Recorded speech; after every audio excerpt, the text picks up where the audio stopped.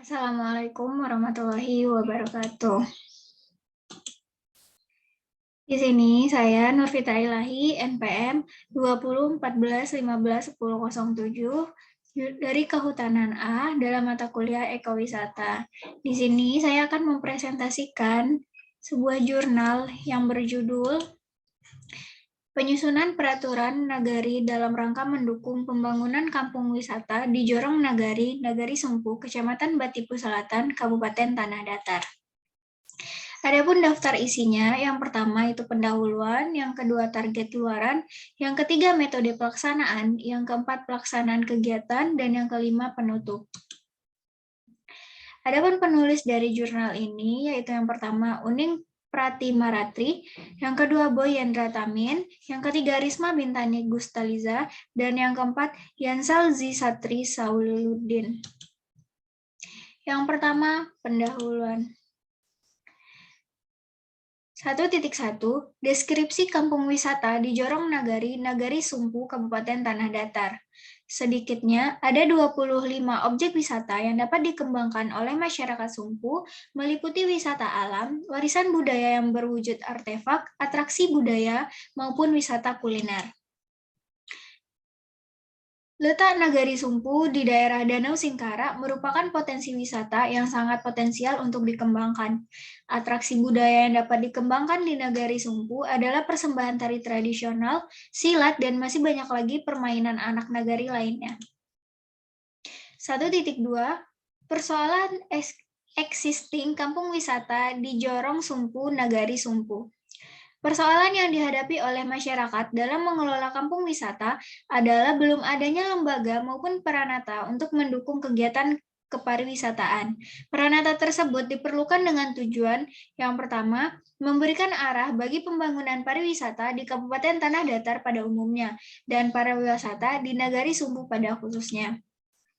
Yang kedua, memberikan landasan hukum bagi lembaga kemasyarakatan dalam mengelola pariwisata di Nagari Sumpu. Yang ketiga, meningkatkan partisipasi masyarakat dalam mempertahankan ekosistem dan kelestarian alam di Nagari Sumpu. Kemudian yang keempat, memberikan pedoman bagi para pelaku usaha pariwisata agar tercipta suasana yang nyaman bagi para wisatawan. Dan yang kelima, memberikan pedoman bagi wisatawan agar terhindar dari pelanggaran norma adat dan kebiasaan masyarakat. 1.3 Persoalan yang dihadapi oleh mitra. Persoalan yang dihadapi oleh mitra masyarakat Jorong Nagari dalam pengelolaan kampung wisata adalah yang pertama, belum adanya dokumen perencanaan pembangunan nagari untuk mewujudkan kampung Minangkabau yang telah dituangkan dalam peraturan nagari.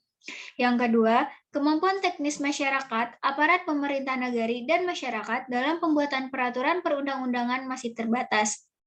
Yang ketiga, belum ada aturan pengelolaan kampung wisata. Bab kedua, target luaran. Luaran yang ditargetkan dari kegiatan ini adalah adanya rancangan peraturan nagari tentang pengembangan nagari wisata. Bab 3, metode pelaksanaan. Permasalahan yang dihadapi oleh masyarakat Jorong Nagari, Nagari Sumpu adalah terbatasnya kemampuan teknis pembuatan peraturan nagari. Untuk meningkatkan kemampuan teknis pembuatan peraturan nagari, dilakukan pelatihan tentang perancangan pembuatan peraturan nagari. Permasalahan kedua yang dihadapi oleh masyarakat Jorong Nagari, Nagari Sumpu adalah belum adanya peraturan nagari tentang pengelolaan dan tata tertib di kampung wisata. Strategi yang diterapkan adalah dengan melakukan workshop pembuatan peraturan nagari. 3.1 Konsep, tujuan, dan sasaran pelatihan workshop. Konsep, pelatihan dengan mengkombinasikan teori dan praktek lapangan. Tujuan, meningkatkan kemampuan anggota masyarakat, baik secara individu maupun kelompok. Pelatihan direncanakan dilaksanakan 1 kali. Sasaran pelatihan, meningkatnya pengetahuan anggota masyarakat Jorong Nagari dalam pembuatan peraturan nagari.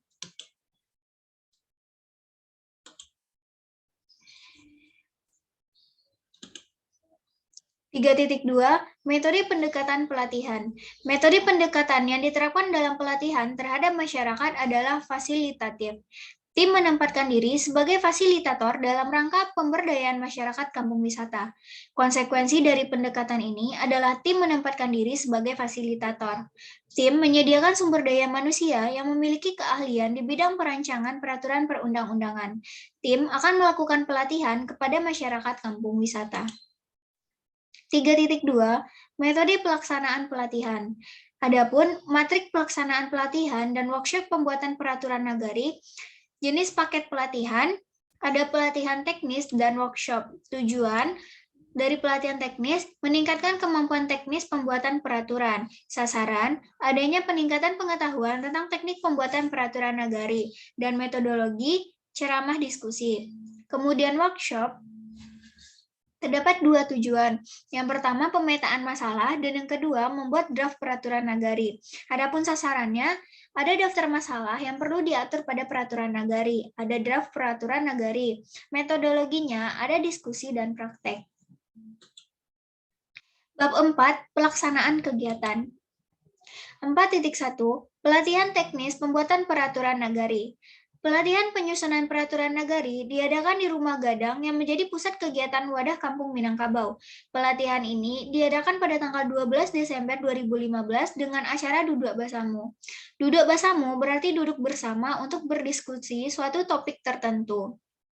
Acara ini dihadiri oleh perangkat nagari, Nenek Mama, Bundo Kanduang, dan pemuda. 5.2 Workshop penyusunan peraturan nagari. Workshop diadakan dalam acara duduk bersama 3. Kegiatan workshop dilaksanakan pada tanggal 16-17 Januari 2016. Peserta workshop antara lain 1. Perangkat nagari yang terdiri dari wali nagari, sekretaris nagari, dan wali jorong. Perangkat kerapatan adat nagari, yang ketiga Bundo Kanduang, yang keempat pemuda, dan yang kelima pengurus Wadah Kampung Minang. Diskusi dibagi menjadi 4 kelompok, yaitu masing-masing didampingi oleh fasilitator. Masing-masing kelompok membahas masalah berikut. Yang pertama, kelembagaan dengan fasilitator Rini Afrimayeti. Yang kedua, potensi pariwisata di Negari Sumpu dengan fasilitator Ika Mutia. Yang ketiga, sarana dan prasarana dengan fasilitator Ariati. Dan yang keempat, kebijakan dengan fasilitator Fielda Roza. Pada acara duduk bersama 3, sekaligus dilakukan workshop program kerja perencanaan pembangunan nagari. Workshop dipandu oleh Joni Chandra, ahli pemberdayaan masyarakat, dan difasilitatori oleh Rini Afrimayeti, Ika Mutia, Ariyati, Fielda Roza, Dr. Uning Pratimaratri. 4.3 Diskusi pembahasan draft peraturan nagari. Rancangan peraturan nagari Sumpur terdiri dari 10 bab, memuat ketentuan-ketentuan sebagai berikut. Yang pertama, ketentuan umum. Yang kedua, asas dan ruang lingkup. Yang ketiga, maksud, tujuan, dan fungsi. Yang keempat, strategi dan model pengembangan. Ada strategi pengembangan dan model pengembangan. Yang kelima, pengembangan nagari wisata. Yang pertama, umum. Yang kedua, pengembangan industri pariwisata. Yang ketiga, pengembangan destinasi pariwisata. Yang keempat, pengembangan kelembagaan pariwisata. Dan kelima, pengembangan promosi dan pemasaran. Yang keenam, kawasan pengembangan. Yang ketujuh, pengembangan usaha wisata. Ada umum, usaha daya tarik wisata, usaha kawasan wisata, usaha informasi wisata, usaha atraksi wisata, dan usaha akomodasi wisata.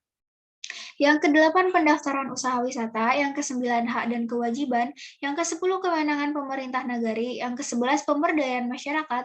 Ke-12, pendanaan. Ke-13, penghargaan. Ke-14, pembinaan, pengawasan dan ketertiban. Serta ke-15, ketentuan penutup. Yang bab kelima ada penutup. Itu pelaksanaan kegiatan pengabdian kepada masyarakat dalam rangka penyusunan peraturan nagari telah terlaksana sesuai dengan target.